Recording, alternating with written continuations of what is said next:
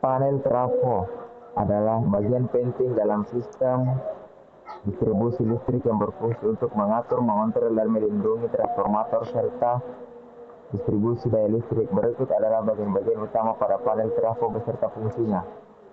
Panel tegangan tinggi atau HT panel, load break switch, saklar untuk memutus atau menyambungkan arus listrik dalam kondisi tanpa beban.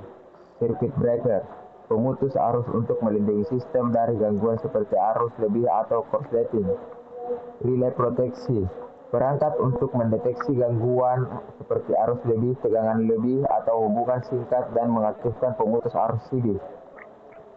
Lighting arrestor, melindungi sistem dari lonjakan tegangan akibat petir. Current transformer dan potensial transformer mengukur arus dan tegangan untuk keperluan proteksi dan pemantauan. 2. Transformator, trafo daya mengubah tegangan listrik dari level tinggi ke level rendah atau sebaliknya sesuai kebutuhan distribusi daya. Oil level indicator, menunjukkan tingkah oli pada trafo minyak. Breather siagel, menjaga kualitas udara yang masuk ke trafo agar tetap kering. Temperatur gauge, memantau suhu minyak atau bilitan trafo untuk mencegah overheating. 3. Panel tegangan rendah atau LT panel. Main circuit breaker MCB memutuskan suplai daya utama pada sisi tegangan rendah. Busbar konduktor utama yang mendistribusikan daya listrik ke berbagai rangkaian. Power factor correction, unit mengoptimalkan faktor daya sistem untuk mengurangi rugi daya. Metering unit, mengukur parameter listrik seperti arus, tegangan, daya, dan energi. Outgoing feeders, melakukan saluran untuk mendistribusikan daya ke beban atau subpanel. 4. Sistem pendinginan radiator, membantu mendinginkan minyak trafo. Cooling fan, digunakan pada trafo yang membutuhkan pendinginan tambahan. Konservator tank, menyediakan ruang untuk ekspansi minyak akibat perubahan suhu. 5. Proteksi tambahan, digunakan pada trafo minyak untuk mendeteksi gas yang timbul akibat gangguan internal.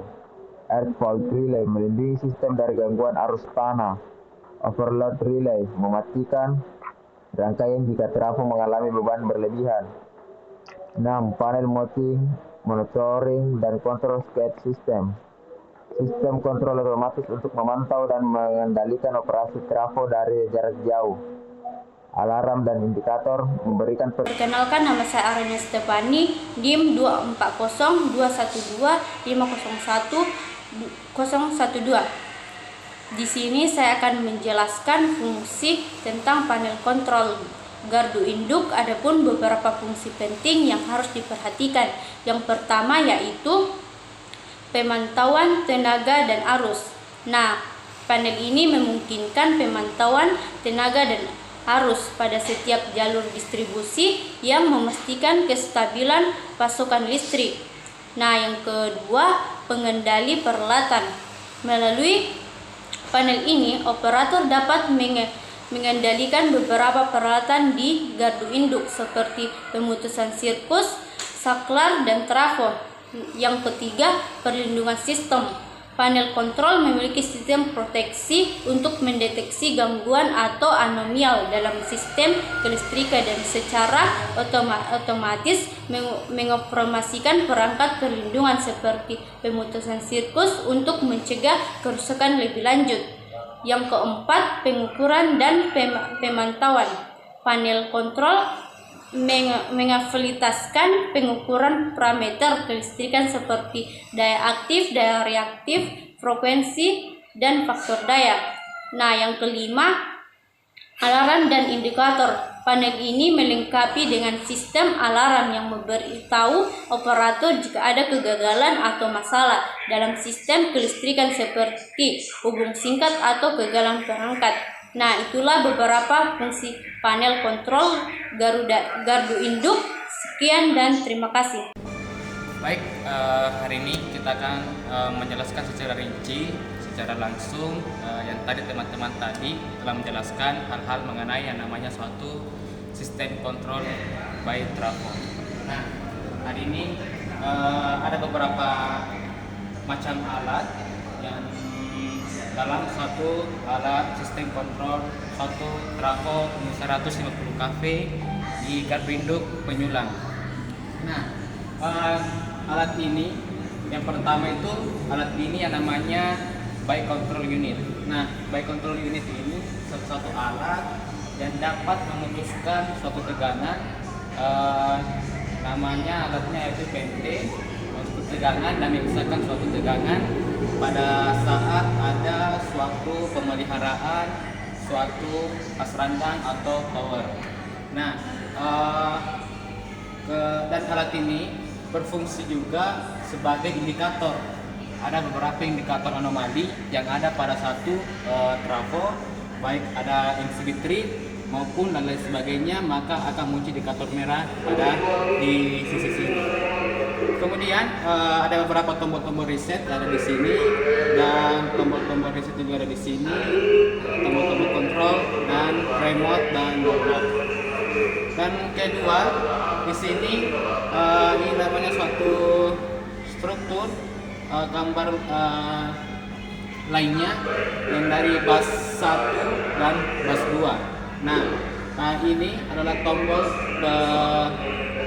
PMS bus A dan PMS bus B, dan ini adalah suatu tombol PMT-nya, yaitu memutus suatu tegangan pada suatu hasrandang yang ada di penyulang gardu induk pada saat melakukan suatu pemeliharaan. Nah, ini ada dua. Ya, ini adalah lingkaran yang namanya lingkaran bintang dan bintaran delta dan Y. Nah, hal ini simbol ini namanya itu simbol grounding, dan sama ini juga memegang simbol grounding yang grounding 20 kV. Ini simbol grounding yang 150 kV. Mengapa demikian? Ini adalah sistem trafo ketika di step-downkan atau diturunkan tegangannya menjadi 20 kV, masuk ke penyulang trafo distribusi, baru masuk ke penyulang masyarakat, rumah masyarakat. Dan ada pun beberapa tombol-tombolnya, mulai dari tombol relay reset, artinya kalau kita mau mereset suatu seluruh